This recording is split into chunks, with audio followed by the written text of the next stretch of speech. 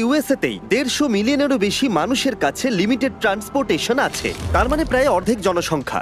আর এমনকি পৃথিবীর গরিব দেশগুলোতে ট্রান্সপোর্টেশনের ঘাটতি আরো অনেক বেশি।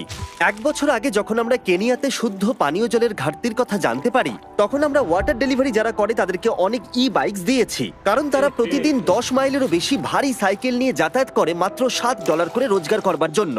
কিন্তু এখন নতুন বাইকের ফলে ওরা অনেক বেশি যাতায়াত এখন করতে পারছে, যা তাদের পরিবারের রোজগারকে অনেকটা বাড়িয়ে তুলেছে। এখন কাজ করতে অনেক সুবিধা হয়।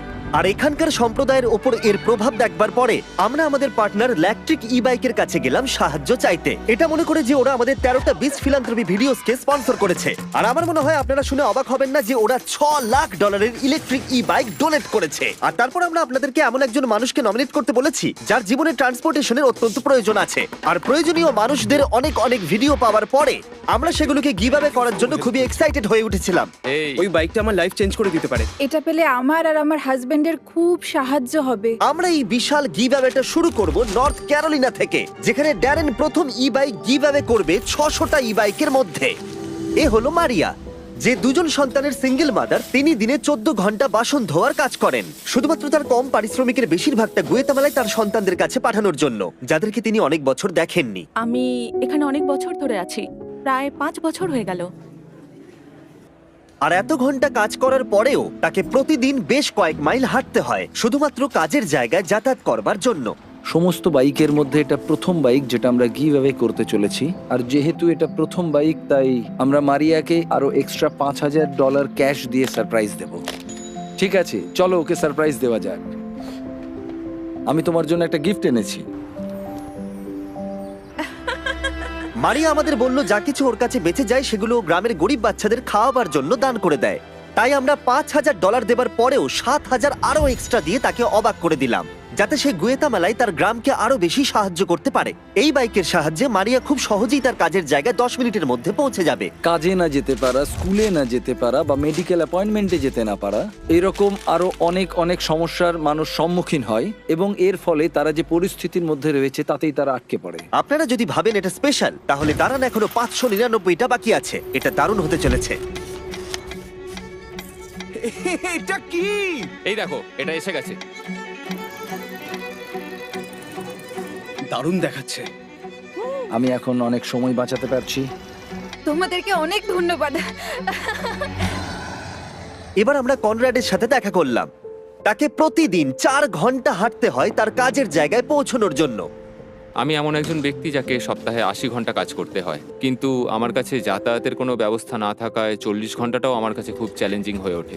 আমি একদিন আমার নিজের ব্যবসার মালিক হতে চাই, আর যাতায়াতটা যদি আমার ক্ষেত্রে আরেকটু সুবিধার হতো তাহলে আমি আমার লক্ষ্যে খুব সহজেই পৌঁছতে পারতাম। কনরাডের গল্প বলে দিচ্ছে ওর ট্রান্সপোর্টেশনের কতটা প্রয়োজন আছে। ও, এ কি?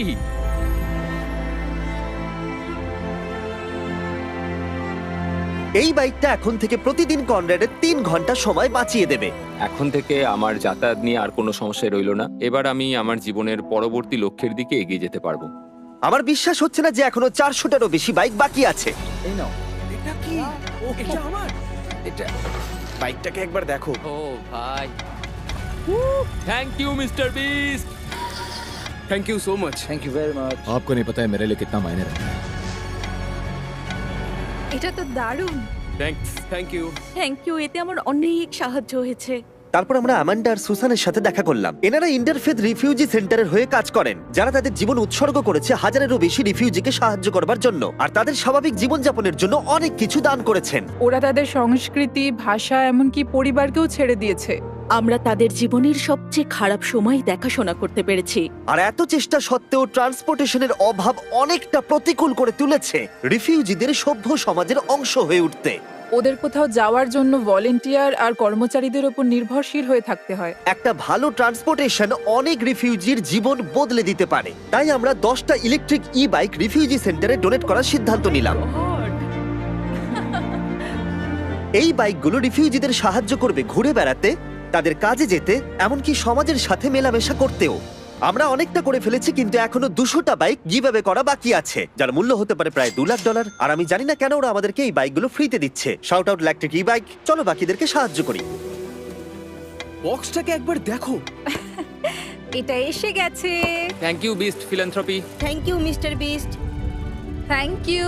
আমি বাইকটা স্নোয়ের মধ্যে চালিয়েছি আর এটা দারুণ ছিল। তোমরা আমার জীবন বদলে দিয়েছো। আমি শুধু বলতে চাই থ্যাংক ইউ। আমি এখন যেখানে খুশি যেতে পারি। Thank you Mister Beast. Thank you Mister Beast. Thank you Mister beast.